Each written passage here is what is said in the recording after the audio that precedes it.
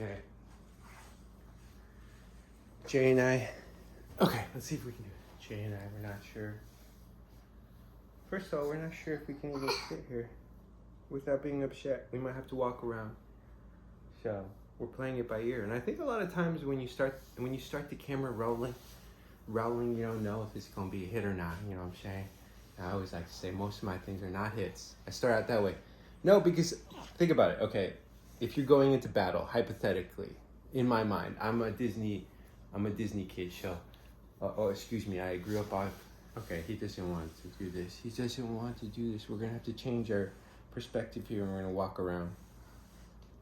Actually, he just wants to push the chair again. Do you want to push the chair? Okay, hold on. Yeah, Judy. Let me hold on to you. Let me change positions here. We'll go up first. Let me hold this with my leg. And then we scroll down. What was I saying? Oh, no. Here's my only point. So in the Croods, the grandma, when they're about to fight, she's like, "Today is a good day to die."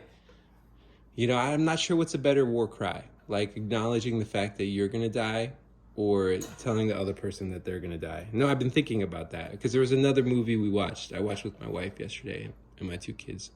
I don't think it was yesterday, but what I'm saying is the concept. I like to think about silly things that don't matter. But in my head, I enjoy just thinking about things. It's almost like exercising. If someone's like, "Well, why are you running so much? You know, I see you running every day. What's the solution?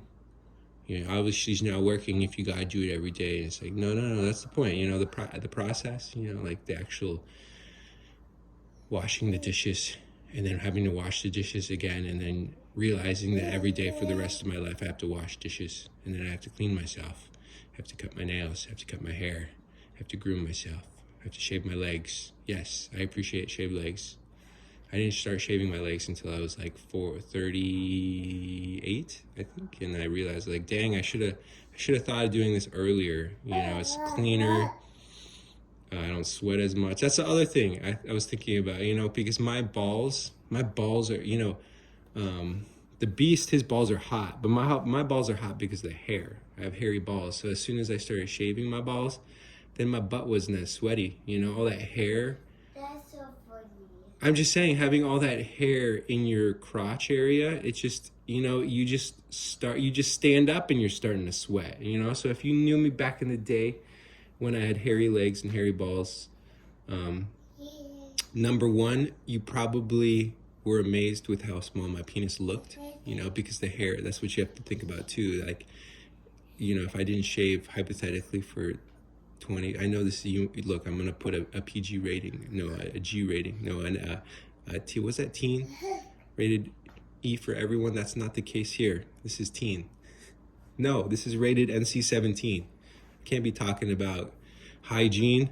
Heaven forbid we tell people that shaving is good for you and that cleaning your crotch is healthy and it's good not to have an excess amount of bacteria in places where it's open, and I don't know what I'm saying. No, please do your own research. I don't know, maybe bacteria is good for you. No, a certain amount of bacteria, I think it always depends. But my point is that I don't have a point and that I enjoy speaking with you. And that, yeah, now that I shave, I'm, you know, cutting through the wind, cutting through air a lot more efficiently. You know, if I was a CEO, hypothetically, if I met my version of the next Steve Jobs, Sarah Dietschy, I would be like, "Yo, you're fascinating and cool. No, I appreciate your content. You're funny." There's so many. I was talking to my wife about this. I know I'm bouncing around with the topics, but I just like to make my video and say, "Look, I appreciate you. I love you." And I realize that sometimes I do things that I don't think about and that are hurtful and mean. And I say things that are, when I reflect back later, I realize that was the wrong thing to do.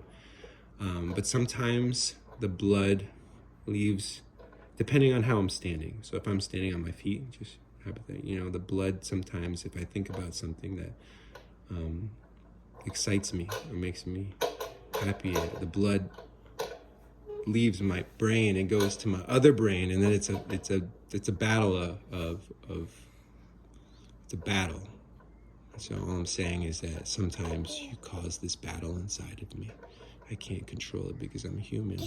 You know, I wish sometimes that I wasn't human, so I didn't have this internal struggle that I deal with constantly. But I realize that's a beautiful thing, because in knowing that I have to wrestle with this internal struggle, I also realize that that's what gives my life meaning.